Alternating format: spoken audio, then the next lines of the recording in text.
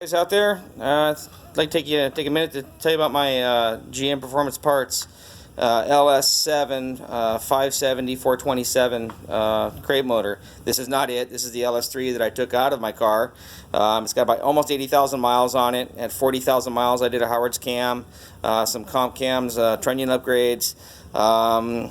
Headers, etc. It made really good power. Was not unhappy with it. I love this thing. This thing actually rocked. It surprised a lot of people.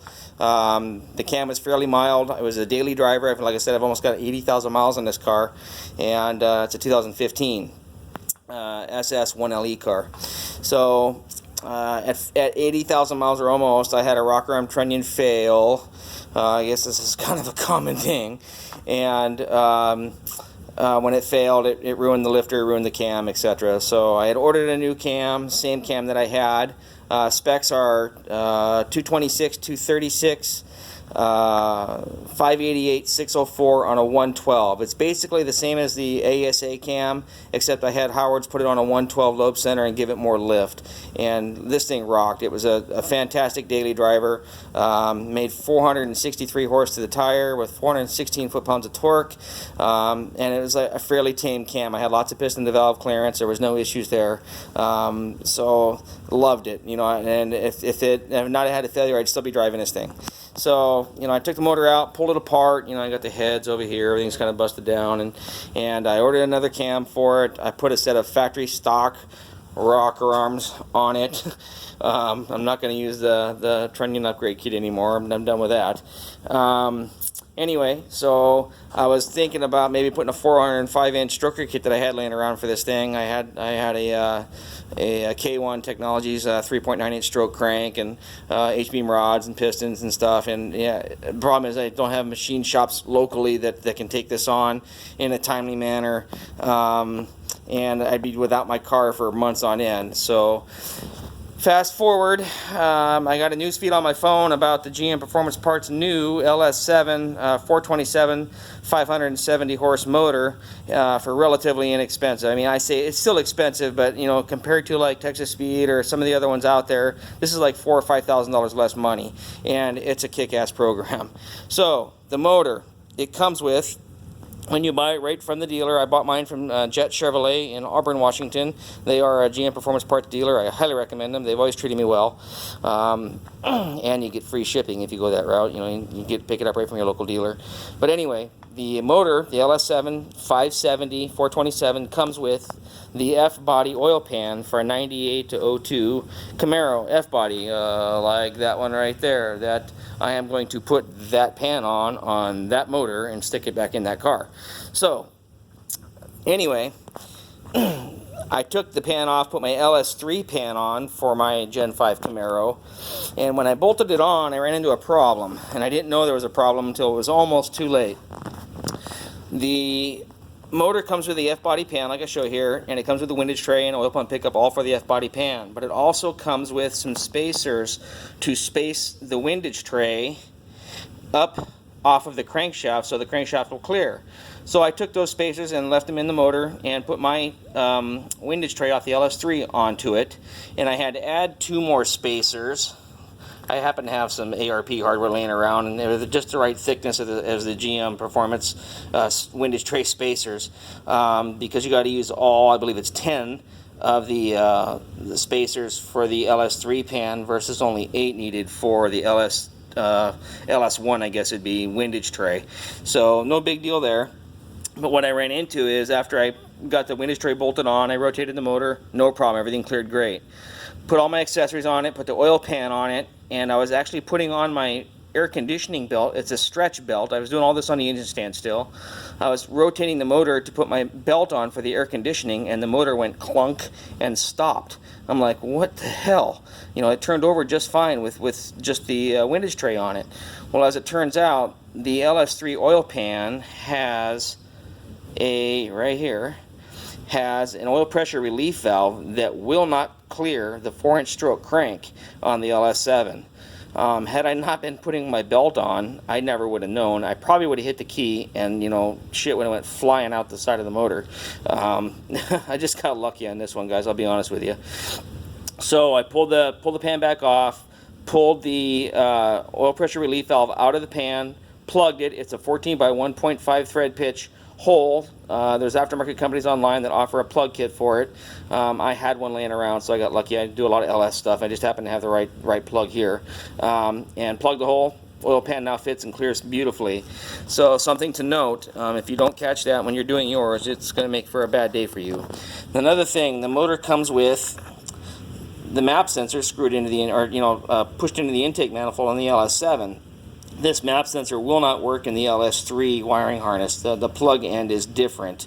So what I did is I took the map sensor out of my LS3 intake manifold, and I tried to put it in the LS7 manifold. It would not push directly in.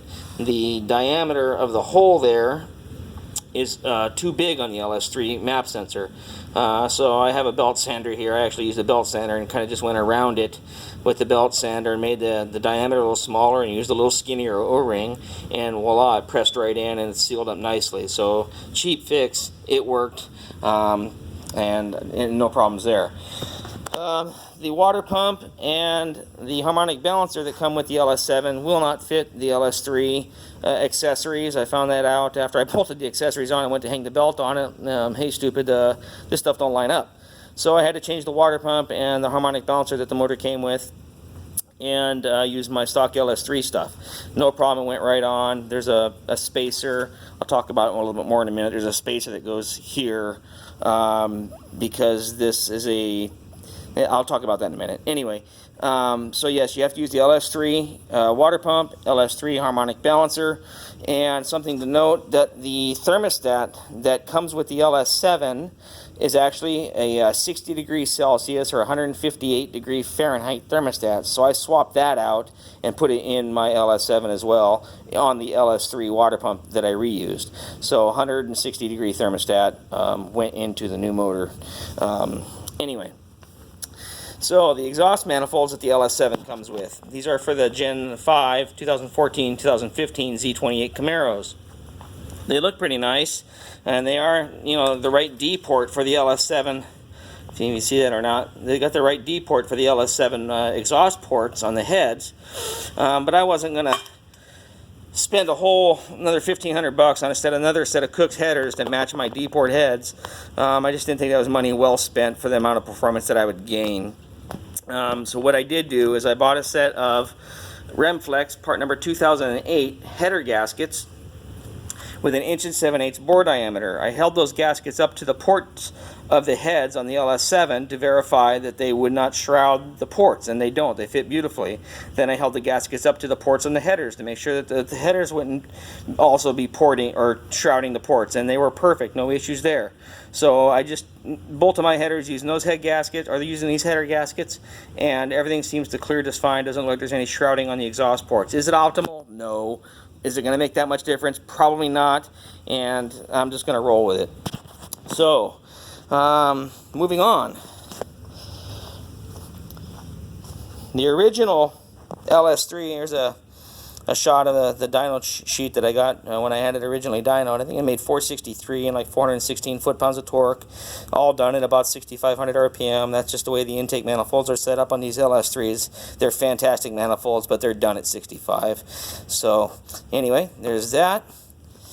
Now on to the LS7 stuff. So this is the paperwork that I got with the LS7 when it came out of the crate. Interesting enough, it just says LS7 there, wet sump crate engine. And I was assuming when I purchased this thing, well, there was very little information out there. I was assuming that when I bought this thing, that it was actually an all-new motor. It had all new valve springs and new heads, because I'd done a little bit of reading about it and saw somewhere where somebody had said something about all new heads, new springs, obviously the wet sump conversion, new front timing cover, etc. And then there's this piece of paper that came with it as well, and right on the top it says GMX 769 engine rework, LS427 engine check sheet.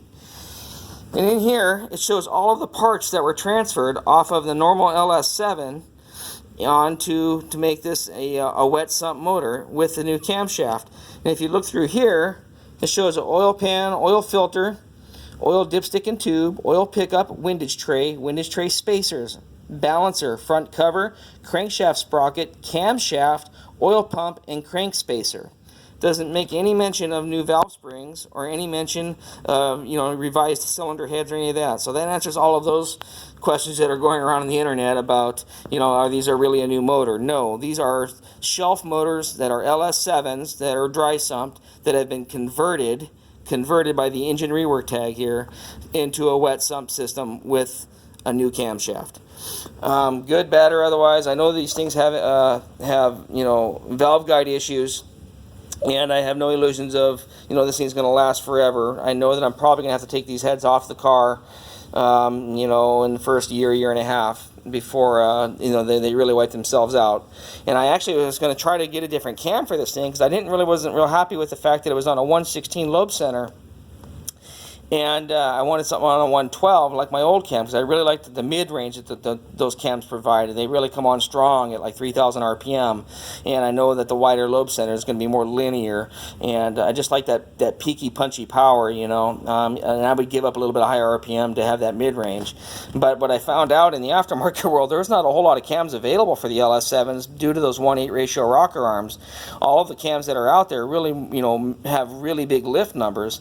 And that's going to wear valve guides out even faster, you know, and I don't want that right now. I want something that's going to be somewhat reliable, and I can always go bigger cam later, but I couldn't find anything that had a 112 lobe center that was still in the low 600s, high 590 lift like the cam that's in it now, so I opted to leave the cam that's in it now alone and just run it and see how the hell it does. So, I guess what you're waiting for is to see how it all turned out.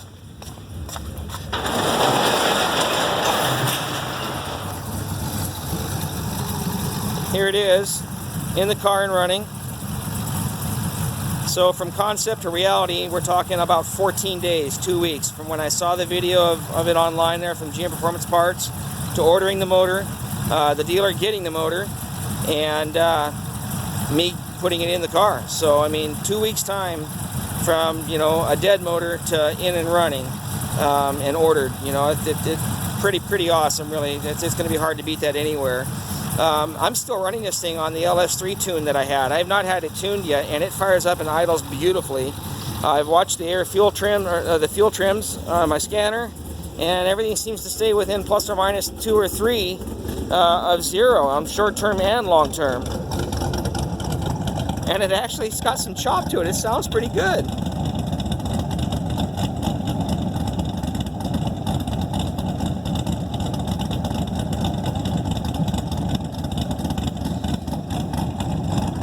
So my plan is to drive it 400 or 500 miles, change the oil in it, and then I'm going to go take it back to Turbo Technology and get it re-dyno'd and retuned. And I'm shooting for 500. We'll see.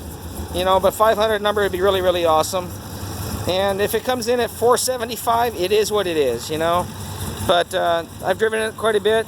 You know, I've got about 300 miles on it now, and it rips. It ain't slow.